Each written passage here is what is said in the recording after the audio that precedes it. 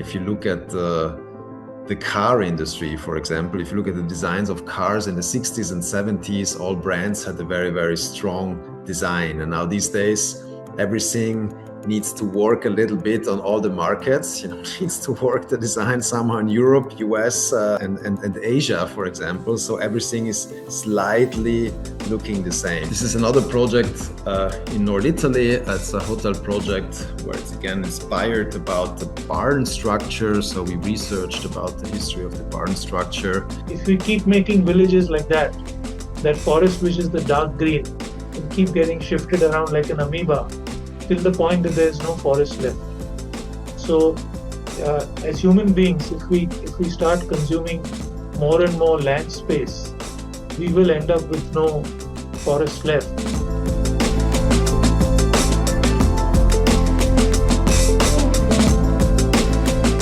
Everyone, my name is Pooja Tiwari and I'm extremely delighted once again to welcome all of you to episode 18 of VC Live Season 3. If you're joining us for the first time, VC Live is presented by Godrej Value Co-Creators Club, an initiative by Godrej Locks and Architectural Solutions.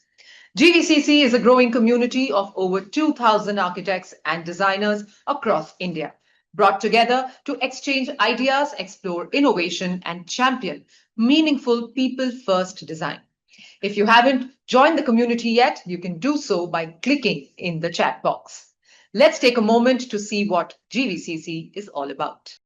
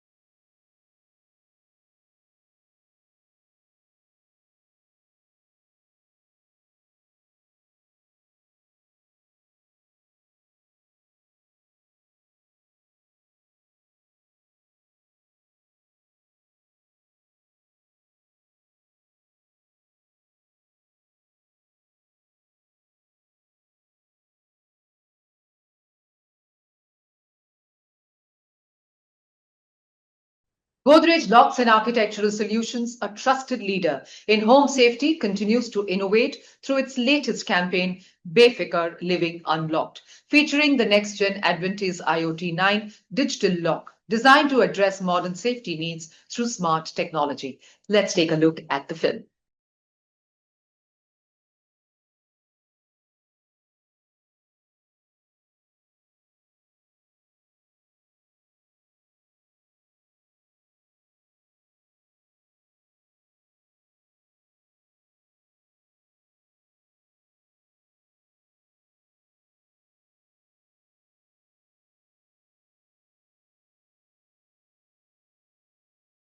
Digital lock लगवाऊंगा।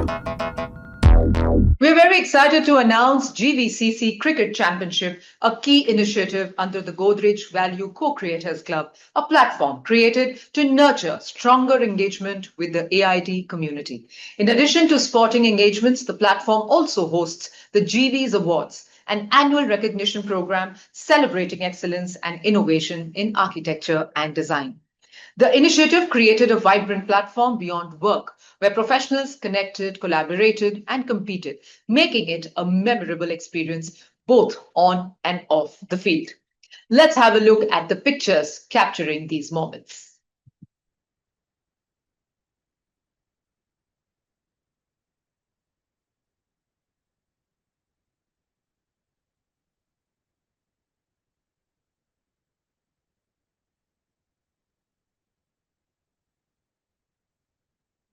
All right, on that high note,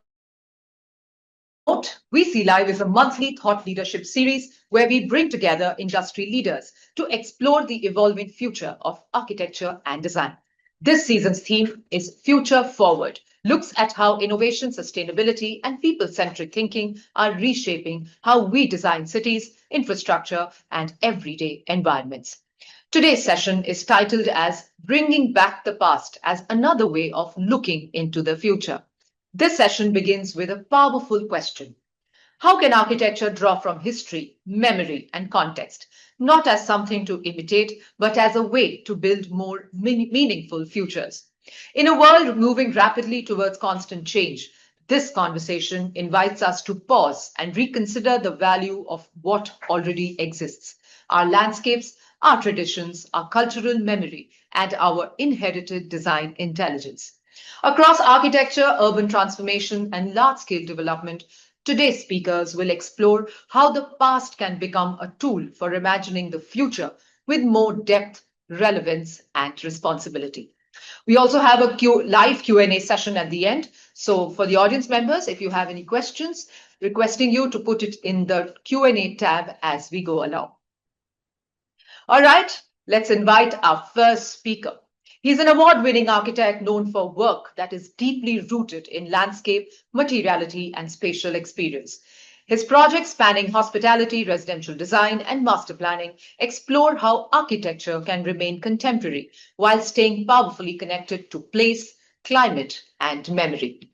Having studied at the University of Applied Arts Vienna under Zaha Hadid and worked with globally renowned practices such as OMA, Rem Koolhaas, and Zaha Hadid Architects, he brings a strong international lens to architecture that is both bold and contextual. Today, he will share his perspective on how looking back to history, land, and inherited wisdom can help us design more meaningful futures. So without any further delay, let's welcome our first speaker, architect Peter Pichler from Italy. A warm welcome. Hello, thank you for the introduction. Hi, everybody. It's a pleasure for me to be here and to talk. And I think as we don't have so much time to talk, I think it's just about 15 minutes. I will start immediately, and I will try to share the screen. So I just wanted to start with my personal story, because I believe that architecture is always also personal story. And I wanted to, even if we don't have so much time, just talk a little bit about my personal story into the world of architecture. And then I will show some projects and what is the approach today in our studio. This is a photo of Walter Pichler. He was a very renowned Austrian artist, but born in Bolzano, my hometown in North Italy. And he was the cousin of my dad. And I was, Walter immigrated during the war, and I got in contact with him when I was like around finishing high school. And he was actually the one that told me that I should go to Vienna, study architecture there. There was Hans Hollein at that time teaching, and then later came Zaha Hadid. And he was really a driving force of very radical art and architecture and design scene in the 60s and 70s in Vienna and Austria. So he had exhibitions together with Joseph Beuys. And every time when I talked to Walter, he was a great inspiration for me. He was also the one that gave me the chance to work on a very, very small project in Alto Adige in North Italy, my hometown, which is called, here is the stone house. It's called Haus neben der Schmiede. So it would be the house next to the blacksmith, because my grandfather was a blacksmith. And so I really got to know Walter a bit better. And I was, after this experience, he gave me somehow to understand that architecture, even if he was an artist, of course, he saw like architecture as a pure form of art. So he basically was inspiring me then to go to Vienna and to study architecture. Then as I was studying there with Zaha Hadid, I did my diploma there. I went to London, and as I already mentioned, I was working then for a period for OMA. You see here on the left, these blurry images next to the CCTV tower. Was my last day in the office in Rotterdam, which was also very intense and powerful experience for myself, as well as being in London and Hamburg later in the office of Zaha. It was also a small anecdote. My first working day in London, I thought it was my last day because I used the private restroom of Zaha, but this is another story. Then in 2015, we established, I came back to Italy after also other smaller work experience, and I found the architecture studio together with my wife and partner, Silvana. And so Silvana is more taking care of all the administration and the more, let's say, organizational work of the office, while I'm working more with the team, of course, on all the architecture projects. This is our team. So it's an international team with different backgrounds and cultures, which is very important, I think, for us in the office, that we have different opinions that come from different people. We speak different languages in the office, and are currently an office that is growing through a diversity of projects and competitions that we won in the past, let's say, months and years. Talking about the title of the lecture today and our approach, that what was already mentioned, bringing back the past, another way of looking into future. We are really interested in the history of a place. We're really interested in vernacular architecture, meaning that we are interested in how things got built and why they are built in a certain way. That's something that interests us, that is, of course, connected to geography.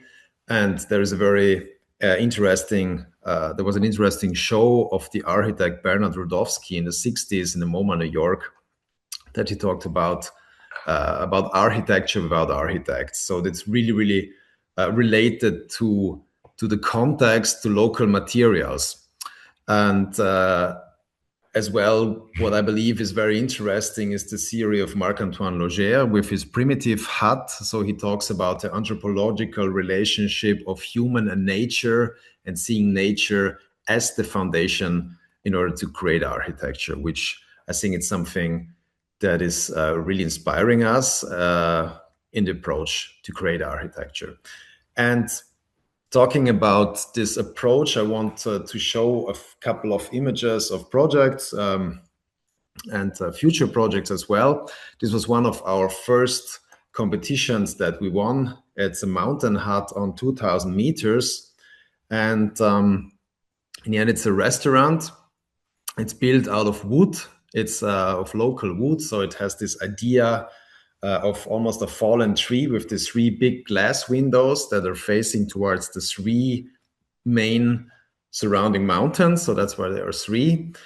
And I was talking before about the integration into the landscape. So this is something that I think this image probably explains it best. So how can you integrate architecture in the landscape that it becomes you know, a kind of symbiosis with the landscape? But then it comes to the contemporary interpretation, I think, of this mountain hut when you go towards the inside. So there is a very typical traditional space in Alto Adige in this region, which is called the Stube, which is a small place made of wood, where you basically where you eat, where you have some privacy, where you have a fireplace as well. So for us, it's a kind of contemporary reinterpretation of that space in a more open variation, let's say. And you structure, I think, is another important element, to use local materials. You see the structure for us is beauty. And you create, in this case, these little pockets where you can sit, where you can relax, and you have this connection again with nature. This is another project in North Italy. It's a hotel project where it's again inspired about the barn structure. So we researched about the history of the barn structure. How can we give a contemporary interpretation of that? How can we create a volume that is not just a single volume, but it takes the scale of the surrounding buildings into account, and is working with local materials, in this case also wood facade. This was a project we presented at the Biennale last year, and it's a research project that could be applied in multiple locations. It's about tree houses, kind of tree houses in a forest, in the landscape, in the woods, in the forest, connected with a mountain hut. And we researched about this one specific place in Biosborn in Germany, where you see the left image. This is one of the oldest houses in Biosborn, built in 1742. So looking back to the past, these are the kind of inspirations that we have in order then to create a contemporary interpretation out of it. And we see that as a kind of evolution. And this is the design then for the mountain hut that acts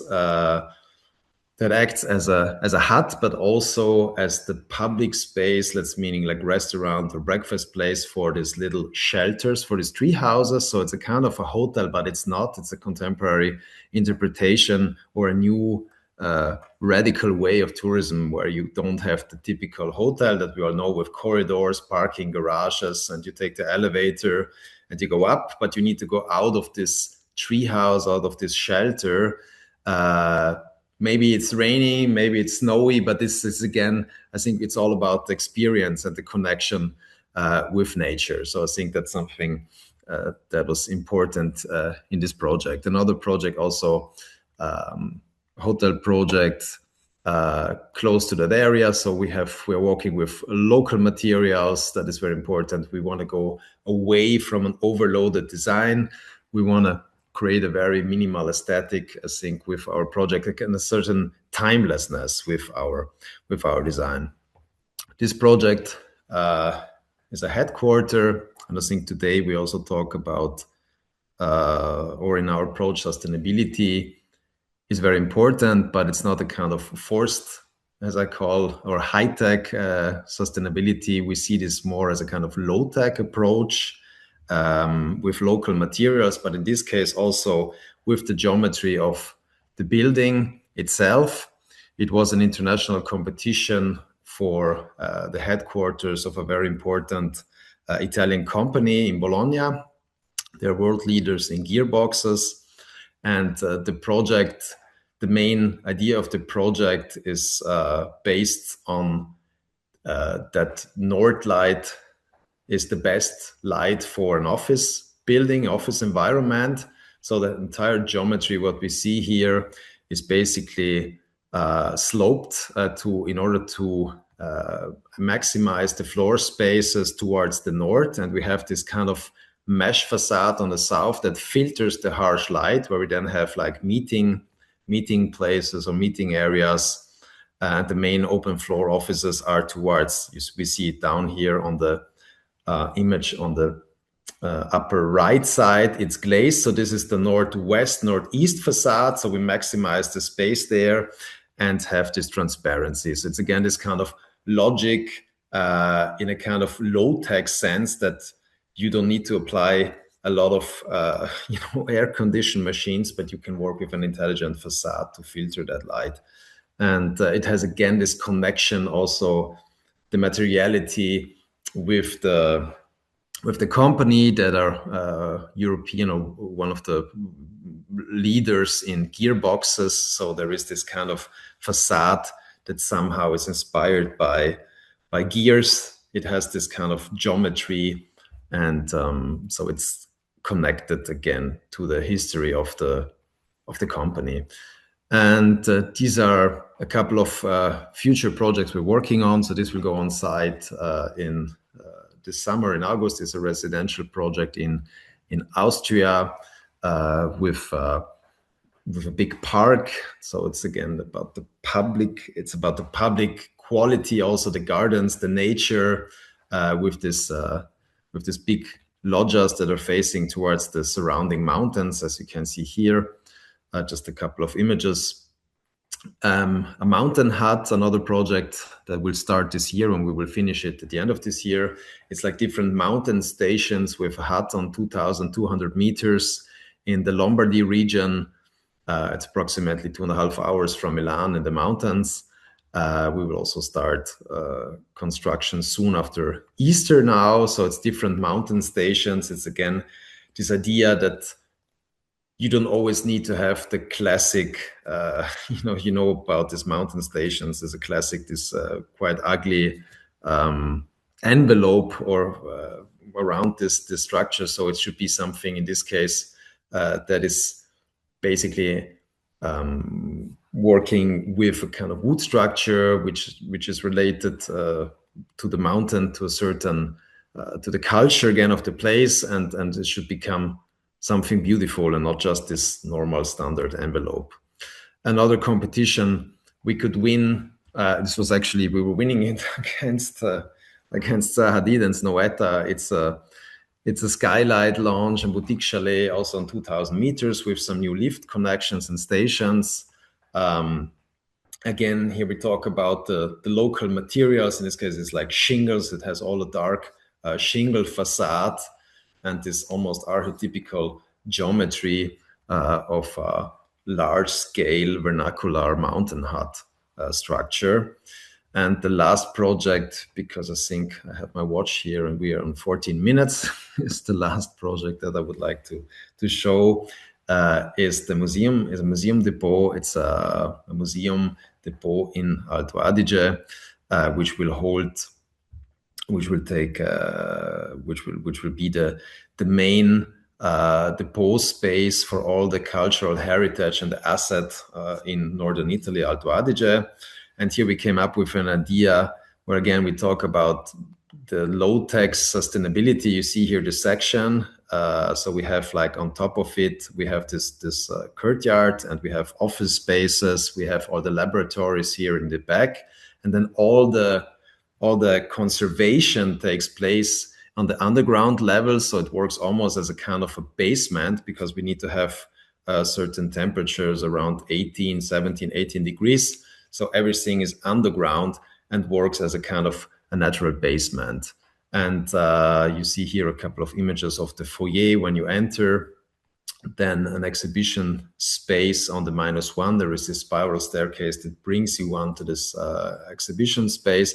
And you see here on the bottom right, again, this whole building has a green roof, so it's almost fading into the landscape. It should be almost invisible from outside.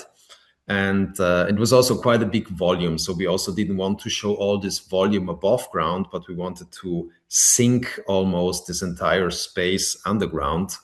And also material-wise, you will see here these walls that should remind you then that you're already like underground. And so this is again where the material comes into play. And this was my last slide. And thank you very much so far. Thank you so much, Architect Peter, for sharing such amazing works with us. And of course, heartiest congratulations on all the wins in all the competitions that you have participated in. So thank you very much. All right, let's move on to our next speaker, Architect Karl Wadia, Senior Principal at Architect Hafeez Contractor. He's widely regarded as one of the India's most progressive architects, known for a design approach that is contemporary, sustainable, and deeply rooted in context. His work spans large-scale architecture, urban developments, educational institutions, and landmark public projects across the country. After completing his master's degree at Columbia University and gaining international experience at Cone Pedersen Fox in London, he returned to India to establish and lead a dedicated design studio under the mentorship of Padma Bhushan Shri Hafeez Contractor. Today, with a team of over 250 professionals, Studio Karl is working on some of the most significant institutional, residential, and mixed-use projects in India, always balancing scale with responsibility and growth with long-term relevance. Today, he will share how architecture can engage the future while remaining rooted in memory, identity, and place. A warm welcome, Architect Karl. Thank you, Pooja, and thank you to Team Godrej. First and foremost, my congratulations to Peter for a wonderful presentation. And I'll start sharing mine now. So I hope the screen is visible. Yes, can you make it full screen, please? I have. Yes, now it's perfect. Yes. Okay. So the topic, good afternoon, good evening, everyone. The topic was very interesting, how to bring back the future through the lens of today and, bring back the past through the lens of today and look into the future. So while we are working on an array of projects across the country, the one project that really does talk about the past that we are building today for the future generation is the National Maritime Museum, which we are doing in Lothal, Gujarat. So before I talk about that one singular project in today's presentation, I'll just give a little bit of background. We are a large multidisciplinary studio, and we do everything from commercial architecture to residential to institutional, as well as a lot of museum projects and cultural and historic projects that keep us quite rooted. So the story of this project, uh, more than the project, the story of this place started about 4,000 years ago, in 2500 BC, when Lothal was one of the port towns of the Harappan era. And the Harappan era is the first known era in mankind where maritime trade was actually discovered in 2500 BC.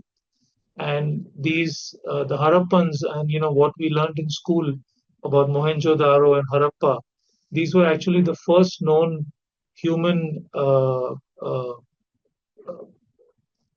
people who got affected by climate change, because it's only when the oceans receded and all of this land area, which is known as Kutch today in India, uh, used to be all part of this great civilization that used to trade with the Middle East. But when the oceans receded, all of this became a saline piece of land, and these port towns were all that were left behind until, of course, the modern era which you see today. So what you see on the screen are a couple of images of a settlement from 2500 BC. It's the first known dock where they used to repair ships, and when the high tide came in, they would set the ship sail from this dock. What you see, the image in the middle, is the first known uh, plumbing, stormwater plumbing system ever known in mankind from 2500 BC. And this was the state of the archaeological museum when we visited it back in January of 2020, just before the pandemic. So to give you a sense, this is an ancient image of the old civilization. This is a conjectural sketch prepared by a historian many decades ago on how the town of Lothal used to be. They used to repair the ships and then set it out to sail. And this is the actual location, the Harappan port town of Lothal. And you can see the river Bogavo at the bottom. When the river swells up in the monsoon, all of this is the floodplain. So the site given to us by the government of India, it was a competition held in 2020, which we participated in against some pretty stellar architects, and we were able to win this competition. The site sat right in the center of the floodplain. So when the Bogavo swells in the months of June, July, August, all of this brown area becomes a floodplain because you have approximately 63 million cubic meters of water that flood this place. So we were set with the task of designing the main National Maritime Heritage Museum for India. But along with the brief of just the Heritage Museum, we had to talk about and cover all the subjects from the Harappan era to our the trade of the Marathas to the colonization by the British, trade with the Portuguese, as coming all the way up to the modern Indian Navy and shipbuilding. So the museum covers the entire gamut of India's maritime history, whereas also it talks quite closely about the Gujarat region and all of its nuances. So the site given to us was a 375-acre site. which is now close to 400 acres. It's expanded. And we had to design this, very large museum complex. So to give you a sense of the evolution of the design, right in the northern end of the site, much like a Harappan town, which when we studied the ancient Harappan towns, there was a clear uh, division of the upper town, lower town, and the middle town. The upper town is the place that housed the citadel, the place of worship, the place of learning. The middle town is where all the people higher up in society lived, and the lower town is where people lower in society lived. So we took some of those nuances, and all of these were connected by of water. So we placed our museum in the upper town of what we called in our site. In the middle town is where we placed some of the hotels and amusement parks, and in the lower town is where we placed the theme parks. So this destination is designed for families across the country to come here for 2 3 days, enjoy the museum, enjoy the amusement parks. The museum is also anchored right on the top by a National Maritime University. And as you can see, the various iterations of the design finally led us to the last two images that you see. And the importance of this image, of these two images, is to let you know what the site is probably going to look like in peak monsoon for maybe 6 to 8 months of the year, and what the site is going to look like in the dry months when there's absolutely no water. Because this place is quite arid. The moment water comes in contact with soil, most of the soil turns white due to the salt content. And the design that we created, we took into consideration that in the monsoon, we are having so much water that is coming our way. So we've raised the entire site because we're also in a floodplain, and we've been able to capture all that water to make it a net zero development. So what you're looking at is an aerial image of the large vehicular and arrival plaza of the project. We wanted to keep the entire theme and aesthetic of the project more to do with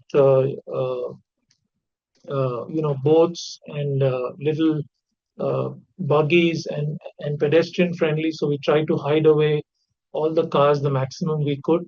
What you see here is the main arrival plaza where all your thousands of tourists will come. This right here is the main museum complex, half of which is under construction today, and we're hoping for the first phase to be inaugurated by end of this year. So the tourists arrive, they enjoy this plaza, they walk in this way, and they go over a jetty which is having water on two sides. On the western flank is the National Maritime Lighthouse Museum, where there's going to be a newly built lighthouse with a restaurant and all of that on top. And this is the main Maritime Museum. And the entire circulation is counterclockwise, where you start with each gallery, the Naval Gallery, there's a 5D theater dome, and you finish and then you exit.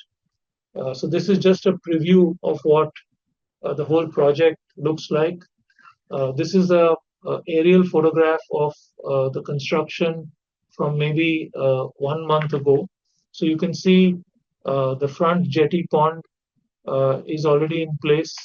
The rear lake, which is a 17-acre lake, and that captures nearly, I think, 40 crore liters of water in the monsoon, and then it retains that water for the whole year. So we've done our water calculations in such a way that we're taking into account nearly 55% for evaporation. And with the remaining water, we are dividing the site into saline tanks and non-saline tanks in a way that we're able to use water throughout the year to run the whole complex. You can also see a naval ship which has been brought to the site in smaller parts and put together. This is going to be a naval museum. There's also a bomber from the Navy, and this is the main museum building with the jetty and the covered pedestrian walkway that leads you to the main plaza. All of it is under construction, as you can see. So this gives you a sense of the cross section, right from the arrival zone to the main museum. The idea is that when you arrive, you actually go down into a subterranean area. So this image on the right hand side tells you what you experience when you first enter the museum. You go down, you have these fantastic north light trusses that bring light into the main arrival hall, and you go to a -1 level where you experience an aquatic gallery as you go into the various museum spaces. And right in the center is what we call the Lothal town or the Harappan town, where once you finish your entire museum visit, you have this fantastic Sone Lumia show that takes place in the evening, that's set into a old Harappan village right in the center here. These are some of the renders of what the spaces look like. Some of the spaces interact with water bodies. These water tanks are the first underwater archaeological museum coming up in India. So it's quite an important subject for archaeology. And in some of the places we have direct courtyards, so you can get a sense of how all of the circulation is naturally lit. We have three major courtyards that are differently themed. You can see the one on the top left, which is the phase 1 courtyard with the big naval museum hanging over it. This is more of a courtyard for peace and pause. The phase 2 has a Lothal inspired courtyard, which is like an old Indian kund with a sunken water body, and the level of that water goes up and down based on the seasons. And in the phase 2, right at the end, you have a children's courtyard, which has got a play park and which has got a fortress which is themed on the Maratha fortresses, but it's actually a play park for kids. Right in the heart of the museum is a 5D 200-seater auditorium with some real dramatic spaces, with natural light coming in from the top, coming in from the south, to light up these spaces, and you sort of enter through this grand archway. And as soon as you enter, you come into this great space in the center. This gives you a sense of the water diagram for the whole site, or what we call the story of water.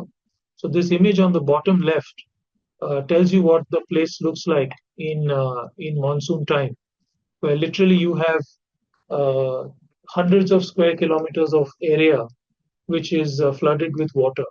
So by raising our entire museum complex by nearly 4 meters above the ground, we are able to capture that water in a very sensible way. So you can see on the image on the left, we capture upstream water into this very, very large pond.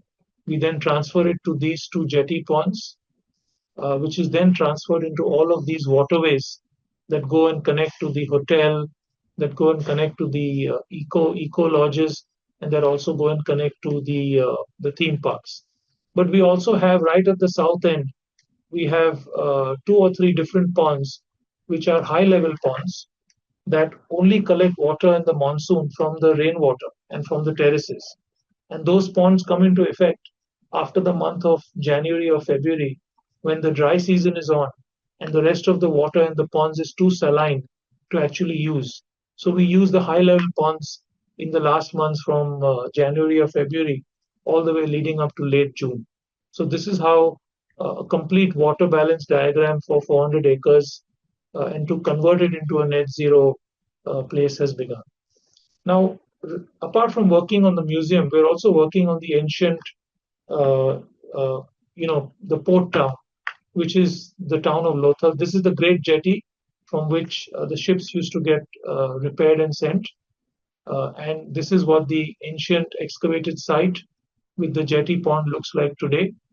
We are completely reimagining this space by creating a visitor center and an elevated walkway by which all the visitors can see the ruins. We're also creating an interpretation center which is themed on an old Harappan town right here in the top corner. This was some of our inspiration shots And this is what is actually being built, where you're going to have tourists that are going to be able to see the ruins, and you're going to be able to see archaeologists working away on the ruins. This is what it looks like in the daytime. The fabric is light enough to let enough natural light through, and this is a small image of what the new archaeological center is going to look like just next to the old site. And all of this is being done with rammed earth.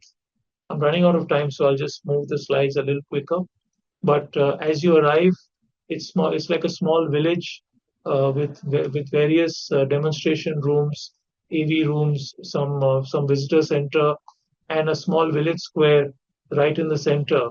Because if you're making a visit to the main museum, we thought it's important to come here. And then you have this little watchtower where you go up and you get a view out to the actual ruins, and the new pond which is being created by the villagers nearby. We're going to do it up in an old style to make it quite active at night. So this is what that looks like. And then finally, we're also working with the government over there to make a much larger gesture of water collection around the entire museum site and also around the old archaeological site.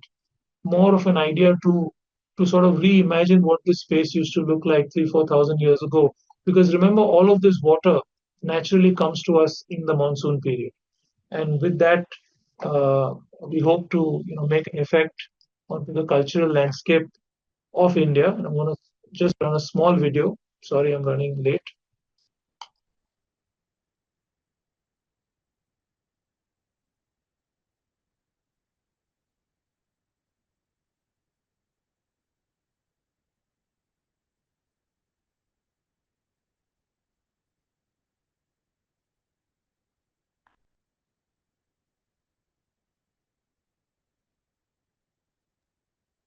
Hi, have you played the video? Because we can't see it here.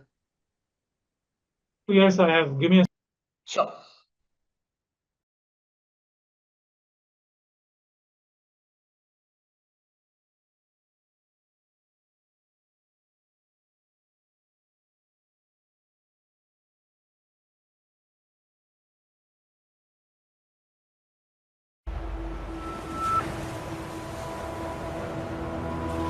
Can you see it now?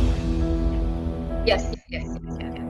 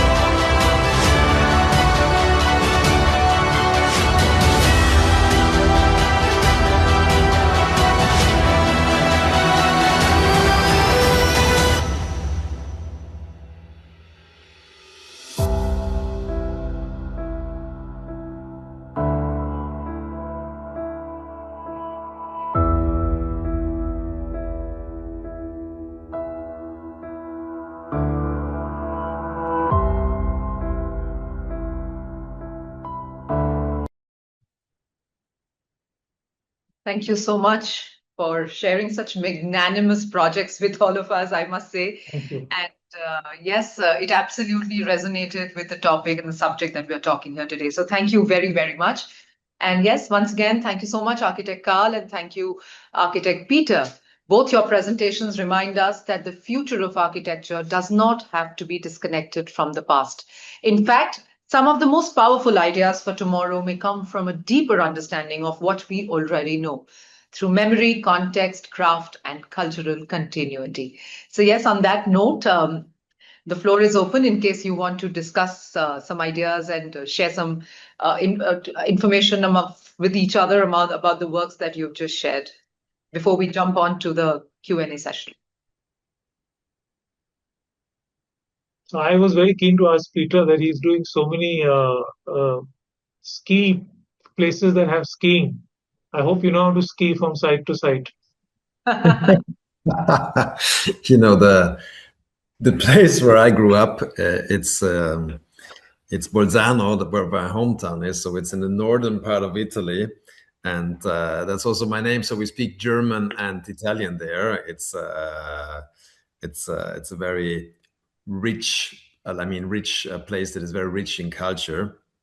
And so, of course, when I was like 3 years old, you know, when you grow up there, so your parents, every weekend you go skiing and you're surrounded by the mountains. And I think that's still something that inspires me till today. And I think, our office, of course, is based in Milan. So you have much, kind of wider inspiration in that city as well. And we also recently won a bigger competition in Milan that I cannot share yet. But I think it's I think it goes back again to the history where I grew up, that we are pretty much also interested or invited, especially I would say, to competitions that are, let's say, related to nature context. Yeah, yes. And so I think it's also in your project, what was very interesting about the museum is this, you talked about this monsoon and ponds and water. So I think that's very interesting that somehow nature comes into this building and or into the surroundings of the buildings and the building itself, and that it's somehow changing within the seasons. So you see the lower water, the higher water rising. And so I think that's something interesting. I think it's something that it's really connection to nature, and you basically, yes, you can experience this water in different seasons. Yeah, we had to spend a lot of time understanding the amount of water we're receiving, discussing things like evaporation loss, etc., which we don't usually discuss as architects. And we still don't know. We'll know after 2 years whether we got it right or whether we got it wrong. I was very interested to see that most of the projects you're doing are on some kind of hilly slope, and that makes the terrain very, very interesting. So if you can, give some color on that. Absolutely. I think this is something that we're also pretty much interested, is how you can basically integrate architecture into the landscape, that it's almost like a part of it. And I think what I mentioned briefly before is this architect Bernard Rudowski, and that had this show in the MoMA, New York, in the 60s. And so this was shown in a time where, or he talks about architecture without architects. That was in a time where the classic profession as the architect, as we know till today, was not really there. So it was really more the constructor, let's say. It was not the typical architect, but it was more people constructing in a way that was strongly related to geography. I mean, if you look about buildings in the Middle East, if you look about buildings in Greece, for example, like they're not white because at that time it was cool and fancy to have them white. It had to do with the sunlight, it had to do like the cool. Or even if you go to South Italy, you have the Trulli, the Alberobello. These are all things that are really somehow connected to geography and to culture. And this is something that is really, really interesting. And I believe that we somehow, through globalization, we lost that a little bit. I mean, if you look at the car industry, for example, if you look at the designs of cars in the 60s and 70s, all brands had a very, very strong design. And now these days, everything needs to work a little bit on all the markets, needs to work the design somehow in Europe, US, and Asia, for example. So everything is slightly looking the same. And I think this is something, it's a little bit, I would say, a pity or dramatic. And I think it's it's about, for us at least, to design buildings that are strong or connected to the culture, to the geography, to the materials. And so I think this is important for us, like I think. And of course, the landscape is part of it. Yeah. Sorry? It started with the way we all dress. We all dress the same now. Yes, exactly. So I think it's in all, it's not just in architecture. I think it's in design, in fashion. It's like, I think it's, of course, I mean, I think globalization is for sure, part of it. So but I think it's important to, I don't know, to know where you grew up, what your roots are, and what your culture is, and or respecting if you build somewhere else, or if you create architecture somewhere else, that you respect that. So that's why I think it's always good to listen. Like if you go somewhere and you work in another context, also do some smaller projects in the Middle East, so where is a completely other context that I didn't show today, this projects, but it's something that to listen, to understand, it's a different culture. And I think this is the interesting part, at least for me, in architecture as well, like to learn about, to listen and to learn about different cultures, I think. Yeah. Which you are also, you have a very rich culture, of course. I was in India, like in Mumbai, I think the last time I was like a couple of years ago, and that's amazing. I mean, the richness of your country. So like the cultural richness is pretty much amazing. Like, say. Yeah, I would say that. I think, at least when it comes to food, every culture wants to eat its own food. It may dress different, the buildings may look different, but the food pretty much remains. Like I'm sure we're not going to catch Italians liking Indian food on a daily basis, and like vice versa. So food is safe. At least food is safe. Yes. Yeah. Totally. I was also intrigued to see that you all use a lot of timber, because we almost don't use timber at all in India. It's more to do with the complete lack of availability. So is it a material that is easily available, and does that help you in your architecture as well in choosing? I mean, I think it's, if we talk about timber in general, I mean, beside that, as a material, it has a lot of advantages. It's light. But it comes for me again to the point: where does it make to use timber? So our approach is not, for example, if these projects we do in the Middle East, we are not even thinking about timber. Because there's, as you said, also in India, there is not really the research. There is also not the proper know-how to work with that. There is not the culture or the companies that really can work with timber. So I think in that sense, also if we do building in a certain location, it's about the local materials and also the know-how of the craftsmanship, which I think is very, very important. So like how do people work with materials, like in the Middle East, like the buildings we do there is like stone, and it's not really a timber structure because you don't even get a permit for that. It would be almost impossible to get it. So and again, the project that we've seen today, they are more in a kind of mountain, northern Italy, Switzerland, Austria context, where we believe it makes sense, where there is a resource, where there is the local craftsmanship, so people really know how to work with timber. And I think that's it's a cultural again relationship again in this case, I think. Yeah. And I mean, like that you have in India as well. I mean, you have or maybe you can talk a little bit about that as well, like that like the local materials that you have there. Yes, there are a lot of it's coming back like a renaissance. So there's a lot of local materials like terracotta, clay.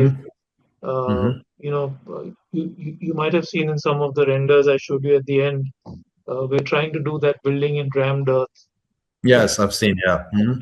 There's a school in Gujarat now that is putting together people who can do rammed earth construction, but to a very limited scale and size, like smaller panels of a meter or 2 meters.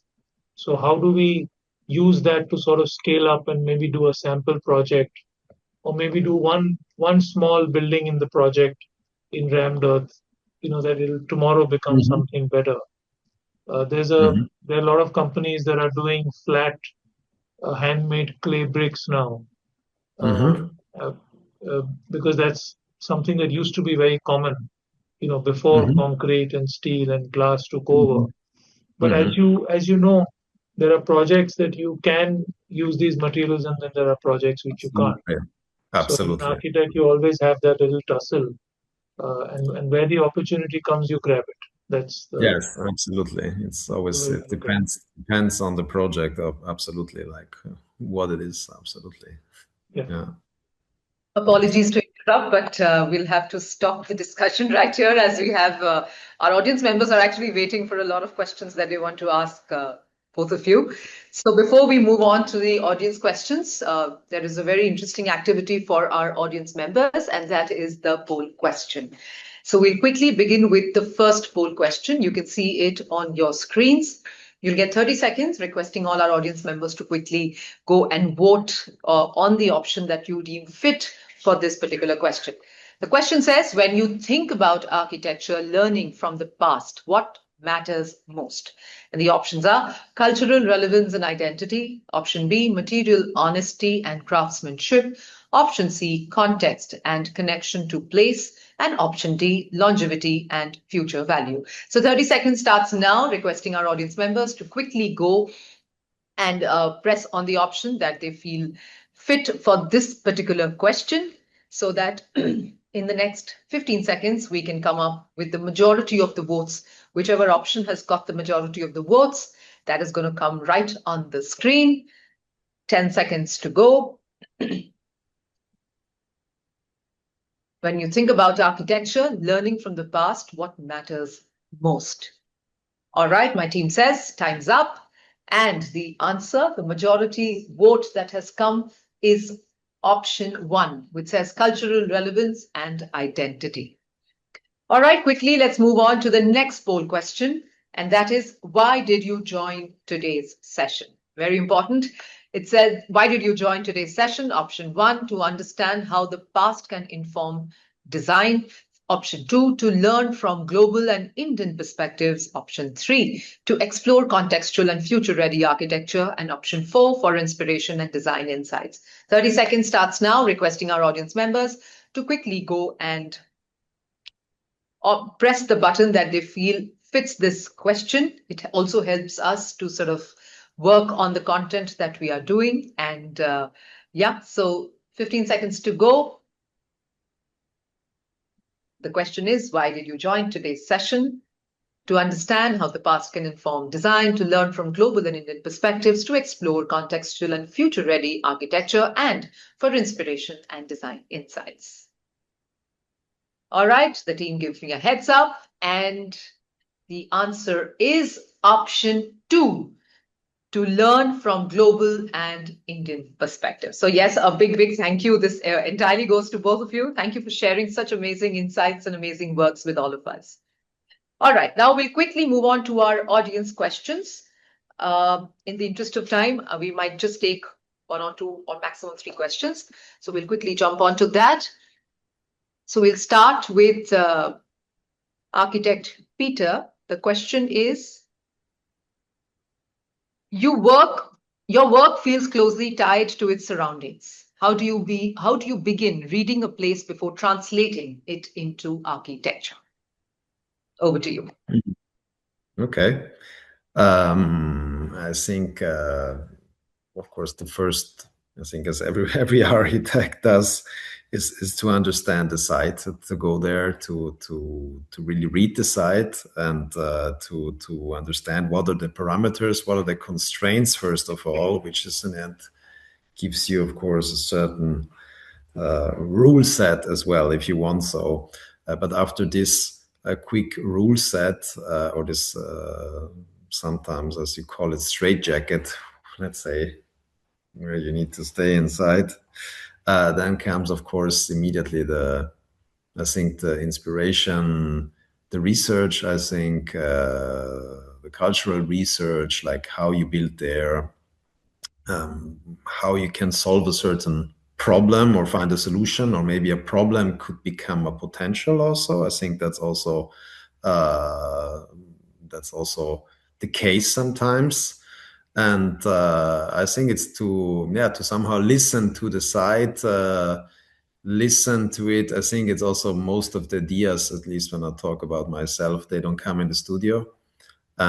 They come when you are outside, when you are, not really, not really in the physical studio, and then I think it's a process. It's a forth and back between having an idea, testing it, going back, going forward. It's a kind of it's always. I think design is always evolving, so there is no. Sometimes you have an idea, but then you have doubts, and I have a lot of doubts. A lot. I need to say that when we design things, I constantly question our work. I constantly question our design, but I think it's important to question it as well. Like, to not be okay with the first idea, maybe so, but to go a bit further and think about it in a wider context. All right, absolutely perfect. Thank you so much. Moving on, the question is for Architect Karl. It says the current trend is more heights in museums. I found we should have been gone more with heights, otherwise wonderful project. So what are your thoughts on that? It's Yeah, good. Always good to get someone's comment, because that makes you introspect. So often when the project is spread over such a large land area, you don't get a sense of scale. So the galleries themselves that we've designed are like black boxes, and they're about 17 meters in height.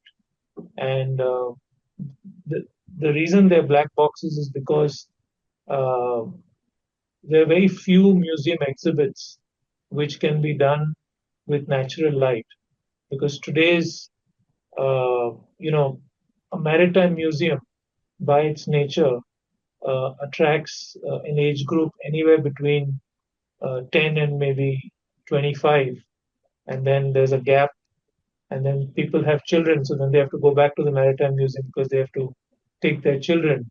So when we spoke with the exhibit designers, they talked about the need for black boxes such that a lot of AV and interaction can be done through control lighting, and we found that some of the heights we gave were actually excessive.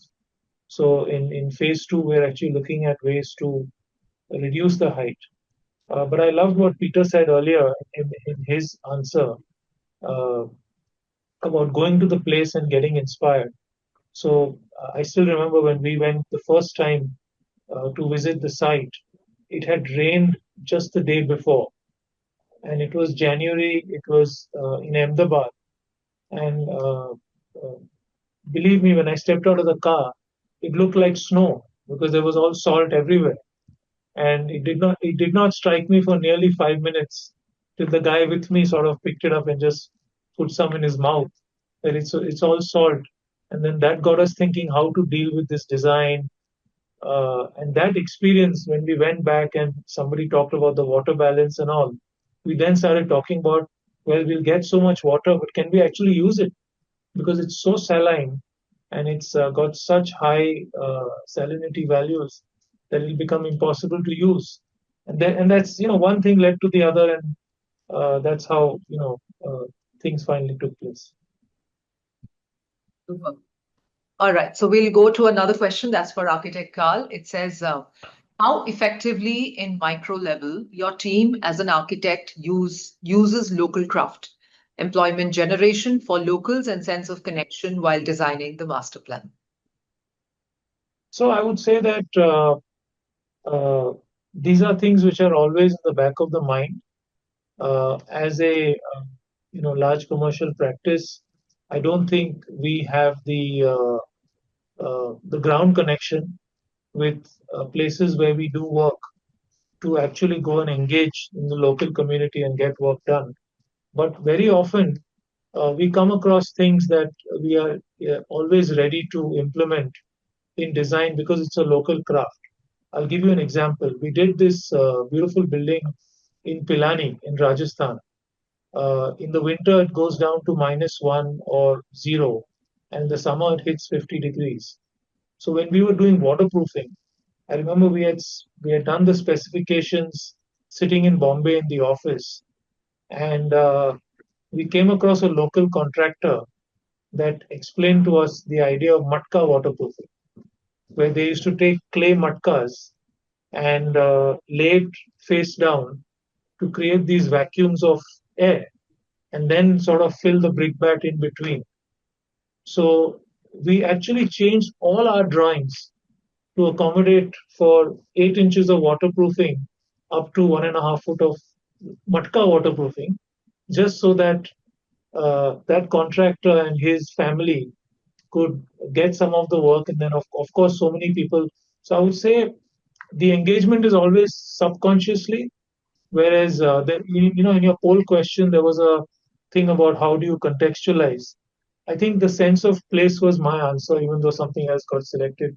But the moment you have sense of place in mind, it's a lot easier to start making decisions, and those decisions turn into something else, which eventually becomes localized. Absolutely. All right, so we will move on to the last question, and this question is for both of you. It has come. So, of course, someone has commented that both the presenters had some amazing works to showcase. So, thank you very much. The saying spatial validation with respect to carbon footprint, and what is the future prospect of architects in the realm of AI? Someone's asking about what do you think about spatial validation with respect to carbon footprint? And the other question in the same question is that what is the future prospects of architects in the realm of AI? Yes. Who wants to start first? Okay, should I start, or I mean, I start with the AI first, maybe like I mean, talking about AI, I personally believe that it's a tool. Like, like we had once we had just a pencil as architects, then we had like a computer, we had a 3D software, we had renderings, and I would do renderings with AI. And of course, it's a big topic. It's a big discussion these days. And I recently had a discussion with a friend of mine about this, like how relevant will our profession be in the future if you can basically design everything with AI, and these days, which is of course, and we will get there. I think it's of course not just in the future an optimization tool where we use it currently as optimization tool or to create some quick visualizations, not the design of it, but just the visualization. But I think for me, the answer is always that we are humans and we need to have a human interaction. So I think if there is a client that just or wants to produce a building with AI, he can do that. He will be flooded by probably thousands of options, but in the end, he still needs to choose one of these options. And the decision making is something that is very, very personal, in my opinion. And I think as humans, we want to have a human interaction and not just talk with robots in the future, even if the robots will be like humans or almost like humans in the future. But I think we are humans and we want to have an interaction. We still want to talk about design when we have a meeting where we see each other, where we talk to each other. I mean, we all saw that in COVID, how important that is, that we couldn't have contact anymore, and that we missed all that. So in that sense, I think it will be always, we are humans and we will be humans in the future. So this interaction will not be replaced in my eyes by AI, but it's an important tool, and for sure we cannot just get rid of it. And the first question was about, sorry, you need to repeat it again. It was about the sustainability aspect. Respect to carbon footprint. Spatial Yes. respect to carbon footprint, yes. Yes, I think something that I mentioned before is this low tech versus high tech, which is our approach. Then instead of just trying to put a lot of solar panels at the end of a project or also at the space, it's to think about it before that maybe an intelligent geometry could solve a problem. And we saw this headquarter, for example, where our approach was really to start like from a geometry of the building and not just create a building and think later about the sustainability. And that, of course, implies or has to do with materials, has to do with the geometry of a building, and also that then it relates to the space itself. Absolutely. Yeah. Thank you so much. Architect Karl? So, when it comes to the carbon footprint, I think it's for India at least, I'll answer on behalf of India. I think urbanization is the way forward. We see a lot of people and a lot of forums where densification of cities is looked against in a very negative way. But you have to think of it, if you go back in history, you had the village, and just if you drew one more circumference of circle around the village, you had farmland, and where farmland ended, you had forest. Now, if we keep making villages like that, that forest, which is the dark green, will keep getting shifted around like an amoeba till the point that there is no forest left.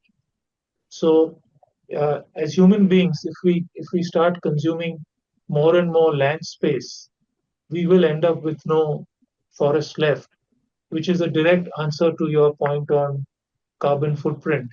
So I'm a big promoter of urbanization and densification of our cities, and I think the only way forward for India is in the next 20, 30 years, at least 70% of our population should be living in cities, so that we can leave some land behind for mountains, forests, lakes. Otherwise, all of that would be gone.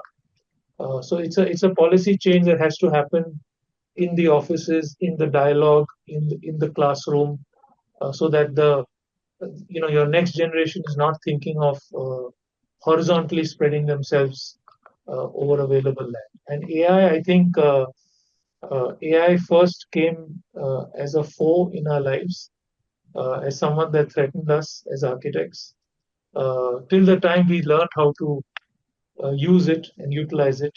It's like having a couple of extra people in the office, which always helps. Let me put it this way: if 10 people could do 5 projects, now 10 people can do 10 projects. So it's always helpful. But I think just like Instagram and social media has its limits, to where beyond a point of time, people want a diet or a break from all of that. I think, like Peter talked about it, there will come a point when just having something shoot out those meaningless options will start feeling very sterile and empty. And the joy of doing architectural work with sight, with hand, with computers, and to see it actually going up. I think architects who really like that joy should stick around in the profession, because I don't think that's going anywhere soon. Absolutely well said. Thank you so much for such amazing answers. And on that note, that brings us to the end of VC Live Season 3, Episode 18. Once again, a big thank you to our incredible speakers, Architect Peter Pichler and Architect Karl Wadia, for sharing your insights, perspectives, and processes with all of us. And of course, a big thank you to our audience members for joining us live today. Today's session reminds us that architecture does not move forward by forgetting where it came from. It moves forward when it learns from land, memory, culture, and context, and transforms those lessons into something meaningful for the future. Until next time, stay curious, keep questioning, and continue designing with purpose. Thank you very much. Thank you. Thank you. Thank you.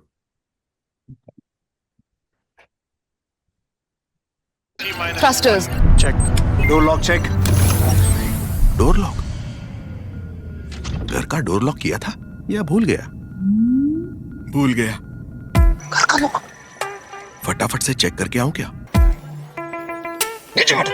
ले आइए Godrej IoT 9 digital lock, 9 secure access modes, automatic locking triple bolt और कई advance features. अब घर के अंदर या बाहर रहो बेफिक्र। घर जाते ही गोदरेज डिजिटल लॉक लगवाऊंगा। Welcome to the Godrej Value Co-Creators Club, where innovation meets collaboration.